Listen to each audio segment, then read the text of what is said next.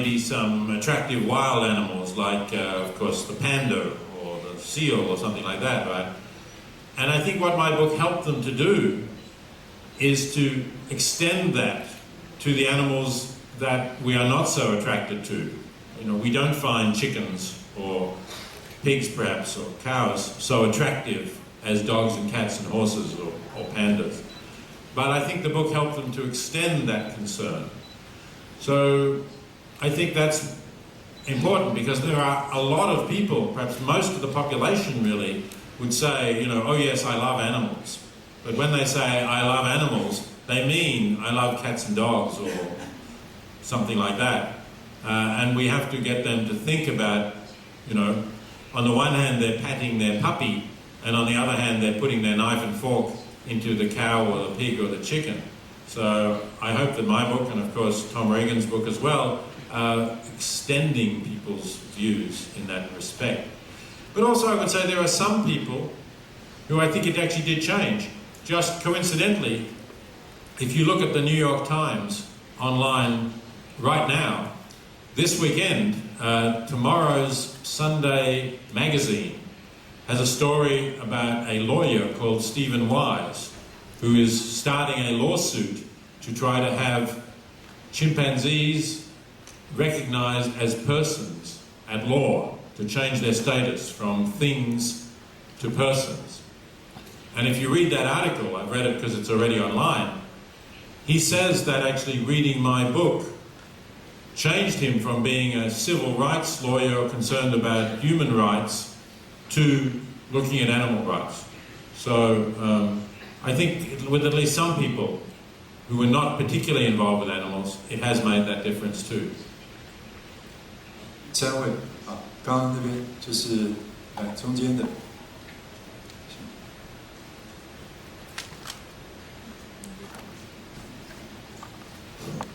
Hi, my name is Johnny. I have been a volunteer for helping stray dogs when I was in the university, and this is why I'm here today. As I know that human beings, the main group to inhumanly use animals, but humans use animals out of their needs. We need to get protein, we need to eat, we need to fill up stomach.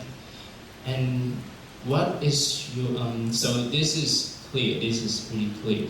But my question is, what do you think about other species? They also use animals and in a very inhuman way. Like, especially those animals, they are in the top of the food chain, such as sharks, whales, wild bears, wolves, tigers, lions, eagles. And do we really trap them and fence them and put them in certain spaces and then... Right, sure, I understand. I mean, I was... So firstly, as you say, we humans, I'm not sure if I understood you rightly, we humans do not need to eat animals. We can be healthy without it.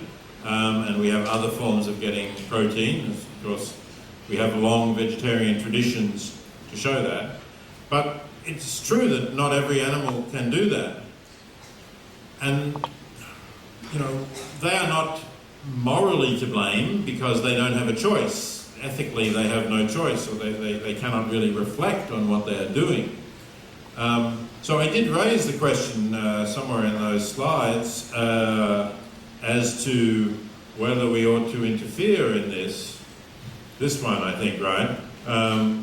So it's the second point there, whether there is intrinsic value in nature. So is the fact that there are eagles or lions or tigers, is that a good thing in itself, even though it causes more suffering? Some people would say it is, that to preserve nature, to preserve things that have evolved for millions of years is a good thing, and therefore we should not interfere. And other people would say, well, no, you know, it would be better if there was less suffering in the world. And as I say, I call this an open question. I have not really finally made up my mind on this question. I would say that at the moment I don't think we should really be concerned about it because we are causing so much suffering to animals without any necessity ourselves that I think we should focus on that. And maybe in some future day, when we have stopped causing suffering to animals, we can think about whether we should do something about the suffering to animals caused by lions and tigers and eagles or not.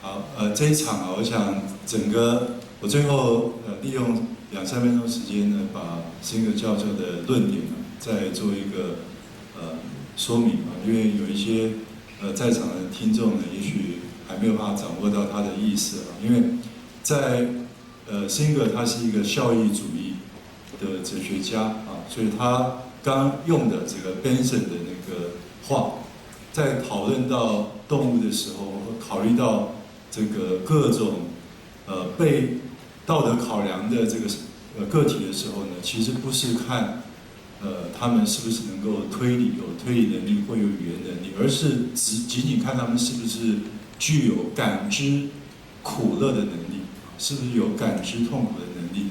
所以他们是用这个感知能力的有无作为是否纳入到道德考量的唯一条件。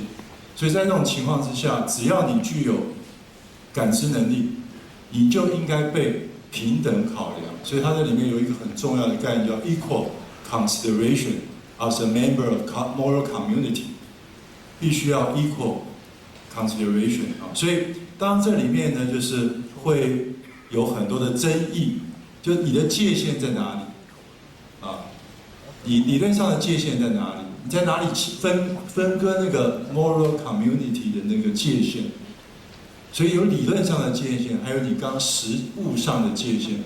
另外一方面就是，除了这个界限之外，还有刚刚有提到第一位发问者有提到，就是有关道德冲突的问题，就有利益冲突的时候，你怎么去解决啊？我想这里面这个辛格教授讲的很重要的一点就是，回顾过去100多年的历史，人类社会其实在不断的在这个部分呢，其实是有一个 moral progress， 在道德上的一种进步啊，所以它在各种的理论上面有进步，在实务上面也有进步啊，所以这个界限的扩张，它的 expanding， 跟它的关怀的扩充，可能也是在这个过程中会不断的啊，这个我们抱持一个开放的心胸，也许未来会更好。尤其是最后他提到的是，在一个网络的世界里面，啊，这个可能会帮助我们更快速的去散播这些好的做法跟良善的一些理论。我想，这个辛格教授在这个过程里面，从1975年开始推动到现在，绝对是这个整个道德进步过程中一个非常主要的推手。我想各位许多在座的也是。